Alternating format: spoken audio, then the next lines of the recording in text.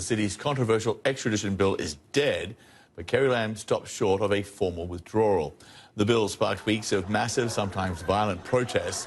Critics feared it would be used to target dissidents, send them to mainland China to stand trial.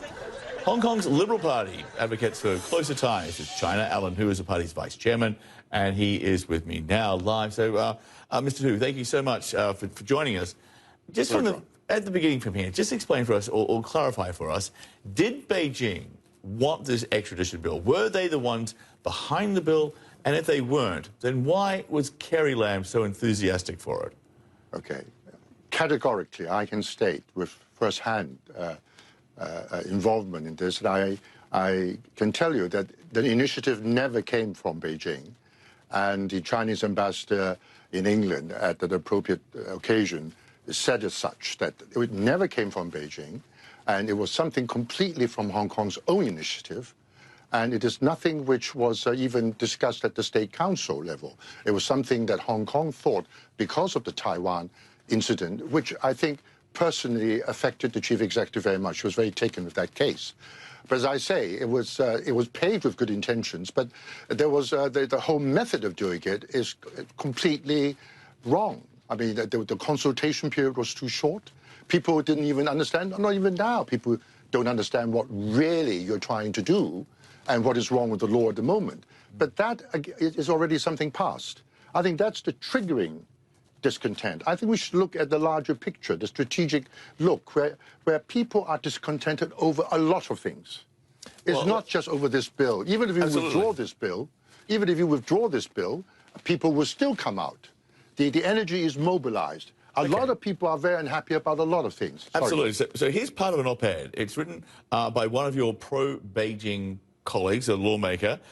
They write, the government needs a radical shake-up, both in its mindset and its policies and systems, or Hong Kong's days as a vibrant and, above all, safe city of Asia will be numbered. Carrie Lam made no mention of any reforms remotely like that. She compared protesters to her teenage son. She widely misjudged the mood and the level of anger among the people of Hong Kong. This is a leader who has become symbolic of the problem and is oblivious to the fact. Should she resign? Well, if she resigned, do you think the problem will go away? It's not just about her. I think everybody knows that, to be fair to her, she has been a very conscientious chief executive. May not be politically very, aware, since she's not a politician. She's always been a career civil servant. I think that just to sacrifice her, as I said, let her fall on her sword. Would that solve the problem? No. The problem is deeper. Well, one of the five demands by the protesters is they want political change, universal suffrage. Let me just interrupt you very quickly. If she doesn't resign, if she stays where she is, do you think the problem will go away? Well, put it this way. I think she's in the best position to deal with the problem because she's at the helm now. Right? You can't just surrender the helm immediately to somebody else, like on any ship of state. I think that basically she's aware, and I think she's very besieged and isolated at the moment in what she's trying to do.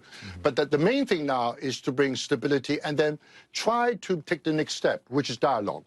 The next step, dialogue, no intimidation from either side. But one thing is sure, this is going to be a summer of Hong Kong's discontent. You know, city leaders there, they're elected from a group of, 1,200 candidates. It's a list approved by Beijing. Answer me this, at the end of the day, are they there to serve the people of Hong Kong, or are they there to advance Beijing's agenda? Which one is it?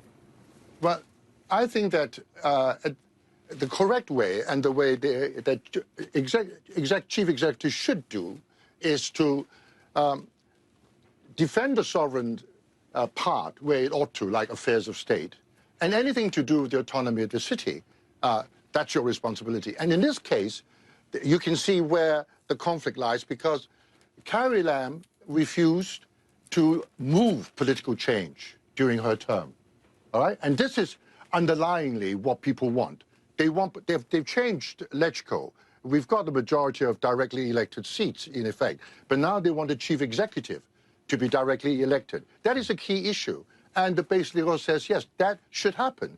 But we have to move progressively towards it.